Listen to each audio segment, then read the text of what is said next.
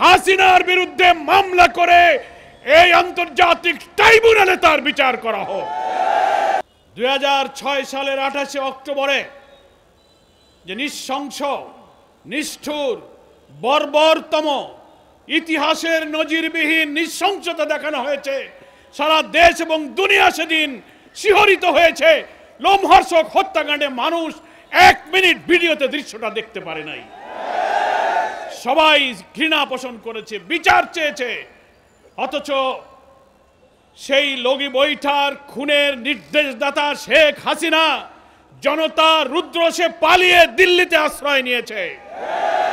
আমরা আজকে দাবি করতে চাই 30-40 বছর পরের মিথ্যা মামলায় বিচার করে যদি মিথ্যা ফাঁসি দেওয়া যায়, 20 বছর আগের সত্য জীবন্ত হত্যার খুনি হাসিনা সহ মেনন, ইনু 14 দলের ফ্যাসিস্টদেরকে বিচারের আওতায় আনার জন্য হয় সরকারের আইন মন্ত্রণালয়কে এই মামলা পুনরুজ্জীবিত করতে হবে, তা না হলে বিদ্যমান ট্রাইব্যুনালকে দায়িত্ব দিতে হবে এই হত্যাকাণ্ডের পুরো তদন্ত হোক এবং হাসিনার বিরুদ্ধে মামলা করে এই আন্তর্জাতিক ট্রাইব্যুনালে তার বিচার করা হোক।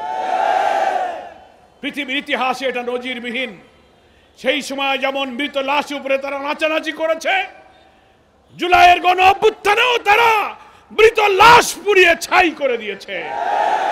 এই ফ্যাসিস্টদের আর বাংলাদেশে জনগণ তাদেরকে প্রশ্রয় দিতে পারে না।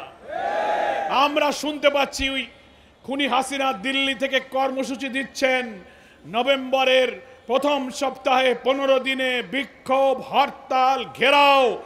আমরা সরকারের স্বরাষ্ট্র উপদেষ্টা, আইন উপদেষ্টা সহ সকলকে বলবো, এই খুনিদের রাজনীতি চিরতরে বাংলাদেশ থেকে বিদায় করার জন্য তাদেরকে এই ট্রাইব্যুনালে বিচারের কাঠগড়ায় দাঁড়াতে হবে। এ জাতি যদি ব্যর্থ হয় তাহলে 2006 সালের অক্টোবরের এই হত্যার মধ্য দিয়ে সেই 6 থেকে 25 এই 19 বছরে বাংলাদেশের রাজনীতি তার গতিপথ হারিয়ে ফ্যাসিবাদের দিকে যাত্রা শুরু করেছিল।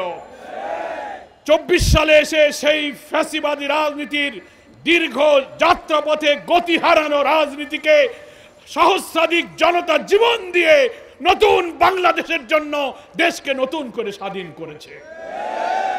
নতুন বাংলাদেশের জন্য জুলাই সনদ বাস্তবায়ন, গণভোট, অবাধ নিরপেক্ষ নির্বাচনের দাবিতে জাতি আজ আমরা ঐক্যবদ্ধ হয়েছি।